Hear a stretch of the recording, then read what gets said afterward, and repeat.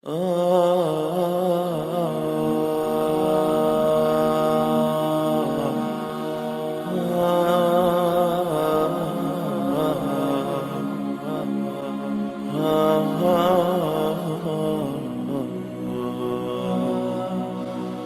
اکرم صلی اللہ علیہ وآلہ وسلم کی اس دنیا پر آمد، چاہے آپ کا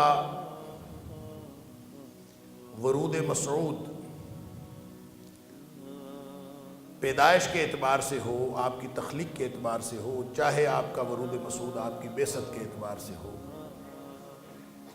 دونوں اعتبار سے نبی اکرم صلی اللہ علیہ وآلہ وسلم کی اس دنیا میں آمد اس دنیا کے لیے رحمت کا ذریعہ ہے۔ وَمَا أَرْسَلْنَاكَ إِلَّا رَحْمَةً لِلْعَالَمِينَ۔ اس الرحمن اور رحیم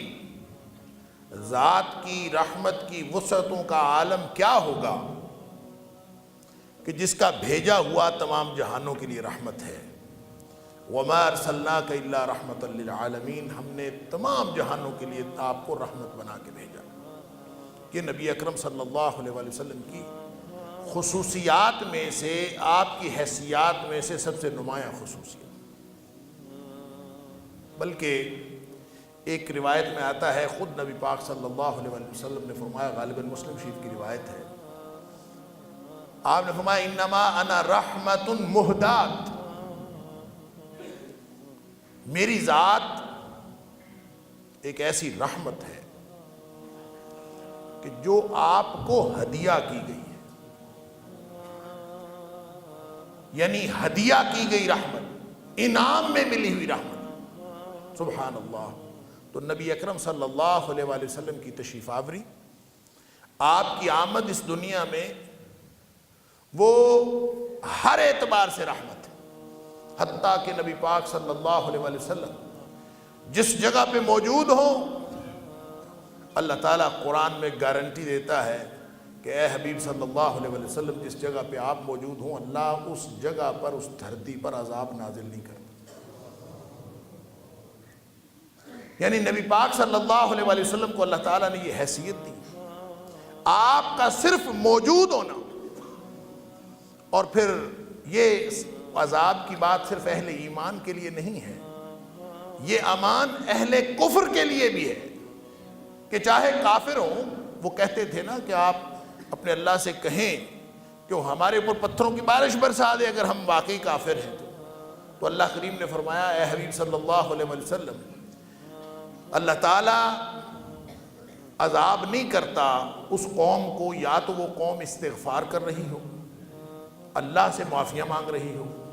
اور یا پھر ان کو بھی اللہ عذاب نہیں کرتا وَأَنْتَ فِيهِمْ، جن کے اندر آپ موجود ہیں۔ تو نبی پاک صلی اللہ علیہ وآلہ وسلم کی موجودگی صرف، وہ بھی لوگوں کے لیے رحمت کا باعث ہے، آپ کی تشریف آوری رحمت کا باعث ہے۔ پھر نبی پاک صلی اللہ علیہ وآلہ وسلم کو اللہ تعالیٰ نے ایسی روحانی، ایسی جسمانی خوبیاں اور صفات عطا فرما رکھی تھی کہ وہ ان کو آپ گنتے جائیں تو شاید گن نہیں سکیں۔ آج تک دنیا میں جو سب سے زیادہ لکھا گیا ہے کسی شخصیت پر، وہ تو نبی پاک صلی اللہ علیہ وسلم پر لکھا ہے، اور یہ ایک ایسا موضوع ہے کہ اس پر آپ لکھتے جائیں کبھی مکمل نہیں ہو سکتا۔ جیسے اللہ کریم نے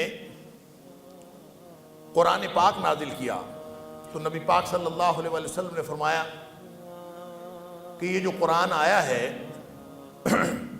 اس کے عجائبات کبھی ختم نہیں ہو سکتے، اور یہ اگرچہ کہنے کو کتاب ہے لیکن اس کی فضیلت دنیا جہان کی کتابوں پر ایسے ہے جیسے اللہ کی فضیلت ساری مخلوقات کے اوپر ہے۔ یہ کہنے کو کتاب